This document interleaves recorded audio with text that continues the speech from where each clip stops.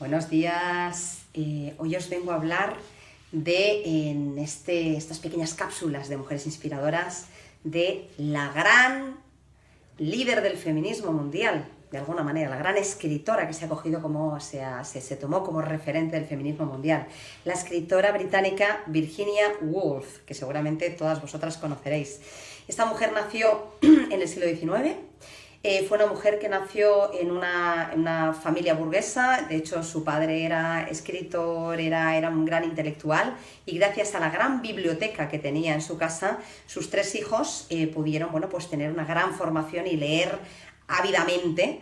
Esto le permitió a Virginia ser una gran escritora. Ella creó el gran círculo de Bloomsbury, que seguramente habréis oído hablar de él, un círculo en donde estaba su hermana Vanessa Bell, en donde estaba Keynes, en donde estaba su futuro marido, Woolf, con el que se casó. Fue de alguna manera un poco como la figura literaria revolucionaria del feminismo. Escribió muchos libros, pero los más conocidos suyos son Una habitación propia, que es un libro en donde plantea que la mujer tiene que tener su independencia económica y una habitación propia para poder pensar, para poder escribir, para ser ella misma. Escribió el famoso relato, que de hecho se ha llevado también al cine, de Miss Dalloway, que fue conocidísimo en aquella época.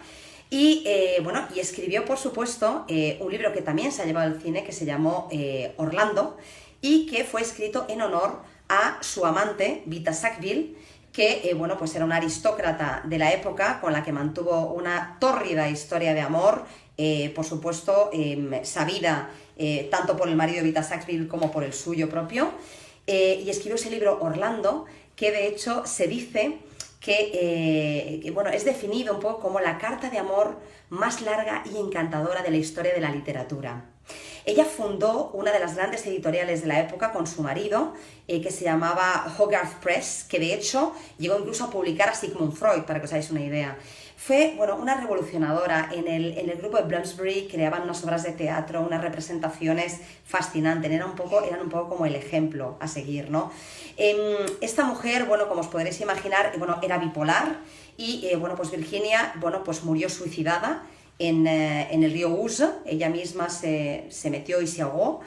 En Inglaterra se pueden visitar parte de sus... se puede visitar su casa, se puede visitar la casa de su hermana, la pintora Vanessa Bell, que de hecho era una mujer también fascinante. Tiene una historia de vida muy interesante, y justamente por esa defensa de los derechos de las mujeres que hizo, tened en cuenta que ella murió en 1941, por lo tanto, vivió toda la parte de la Primera Guerra Mundial, incluso los principios de la Segunda Guerra Mundial, ¿no?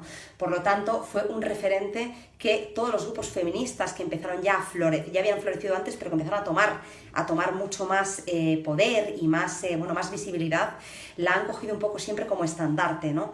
Por lo tanto, os recomiendo que leáis muchos de sus libros. Tiene una bibliografía bastante extensa, Virginia Woolf.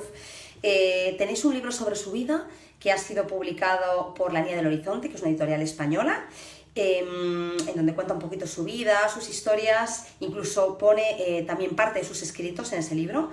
Y os invito a que investiguéis un poquito más sobre esta gran escritora británica, Virginia Woolf, una mujer fascinante que fue la revolucionaria del mundo de la intelectualidad de finales del siglo XIX, principios del siglo XX en Inglaterra. Que tengáis un fantástico día. ¡Hasta luego!